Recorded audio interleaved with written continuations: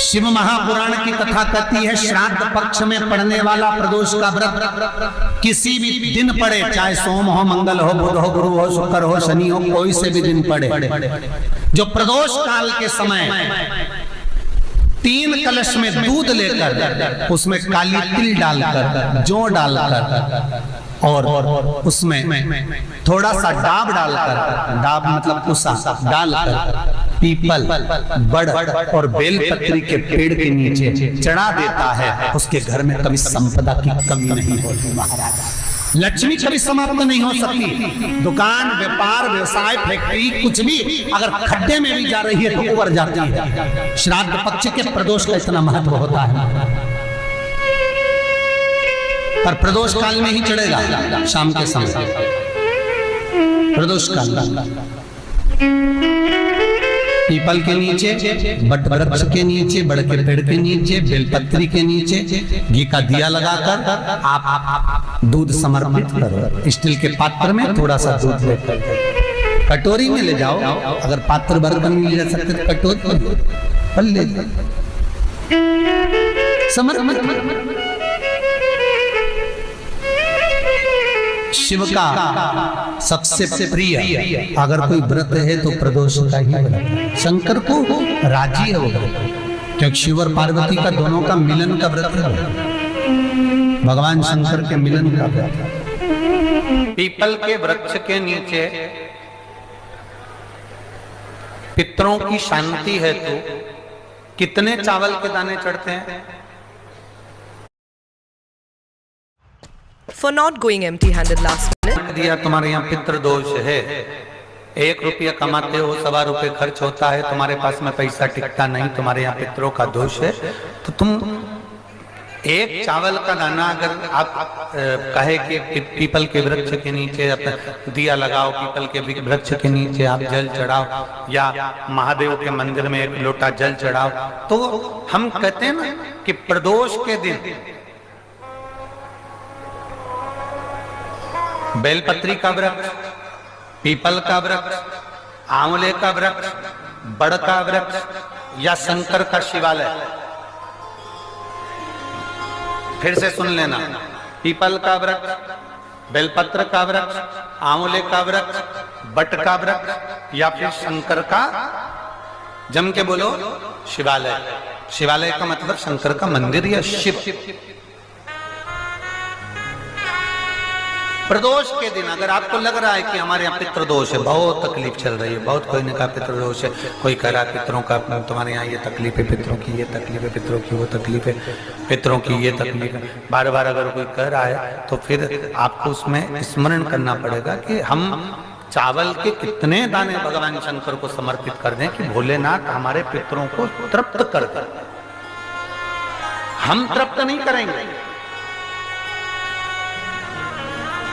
हमारी सामर्थ्यता नहीं है कि हम पितरों को तृप्त कर सकते। आप में से कोई है जो पितरों को तृप्त कर सकता है? संसार में कोई नहीं जन्मा जो अपने पितरों को, अपने पूर्वजों को तृप्त कर दे। गया जी का पिंडदान कर लो, तर्पण कर लो, तिलांजलि दे दो, घर में ब्राह्मण भोज करा दो, साधु भोज करा दो, संत भोज करा दो, तुम दुनिया भर का सारा 50 काम कर लो, उसके बाद भी तुम पत्रिका किसी को दिखाओगे तो वो भी कह देगा तुम्हारे यहाँ, फिर वापिस कहेगा कि पितृ दोष है। अब तुमने अभी इतना अनुष्ठान करा, इतना पिंडदान करा, इतना तर्पण करा, इतनी तिलांजलि करी, इतना सब कुछ करा, इसके बाद वापिस पितृदोष आ गया, फिर वापिस पितृदोष। क्यों? दुनिया में ऐसा कोई नहीं जन्मा जो अपने पितरों को तृप्त कर।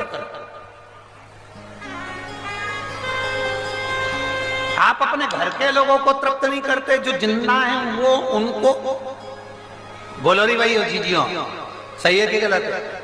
जो जिंदा हैं, माँ बाप अपने बेटे के लिए कितना भी कर ले, कितना भी, आखिरी में एक दिन बेटा कह देता तुमने हमारे लिए क्या करा।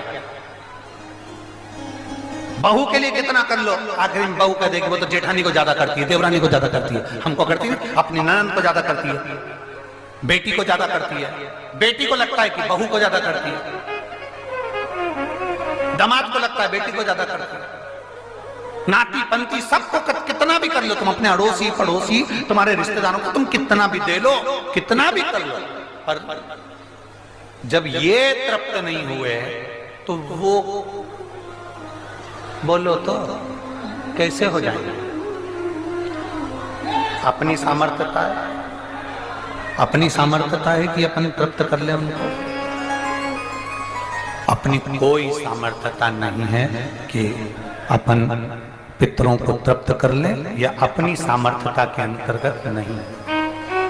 ये अपनी सामर्थ्यता नहीं है कि हम अपने पूर्वजों को, अपने पितरों को तृप्त कर। तृप्त कौन करेगा?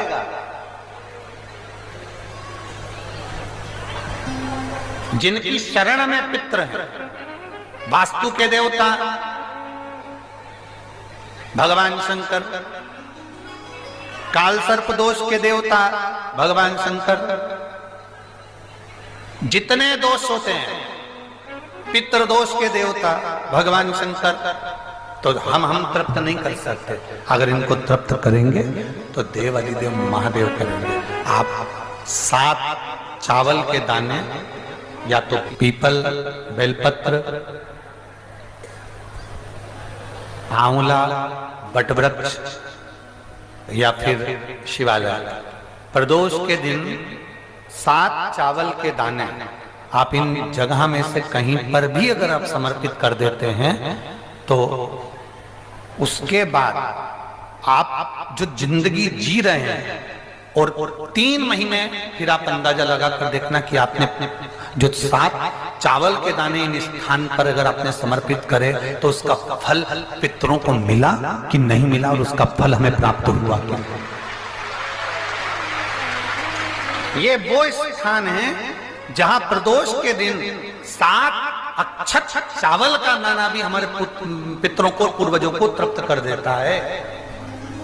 कौन कौन सा स्थान वापिस बोलेंगे सभी लोग? पहला पीपल, दूसरा बेलपत्र, तीसरा आंवला, चौथा बटवृक्ष और 5वां शिवालय, शंकर भगवान का स्थान। अब इसको समझना आपके ऊपर निर्भर है। समर्पित कभी मौका लग जाए, सारी दुनिया के लोग तुमसे कह रहे हैं तेरे घर में पितृदोष है, 1 रुपए कमाते हो, 1.25 रुपए खर्च होता था, मानसिक टेंशन बना रहता है। घर में एक व्यक्ति बीमार है, ठीक हुआ, दूसरा बीमार पड़ गया, दूसरा ठीक हुआ, तीसरा बीमार पड़ गया, तीसरा ठीक हुआ, चौथा बीमार पड़ गया। मतलब कहीं ना कहीं पितृ का भाव, पितृदोष का वर्णन। किसी ने कहा तुमसे कि तेरे यहाँ पितृदोष है, तूने ब्राह्मण को भोजन करा दिया, पिंडदान करा दिया, तर्पण करा दिया, तिलांजलि करा दी, गया जी का श्राद्ध कर दिया, हरिद्वार चली गई, वहां पिंडदान करवा दिया, ब्राह्मण भोज करवा दिया, तिथि पर भोजन करवा दिया, सब कुछ करवा के देते। अब एक काम और करके देते, एक काम और करके देते हो।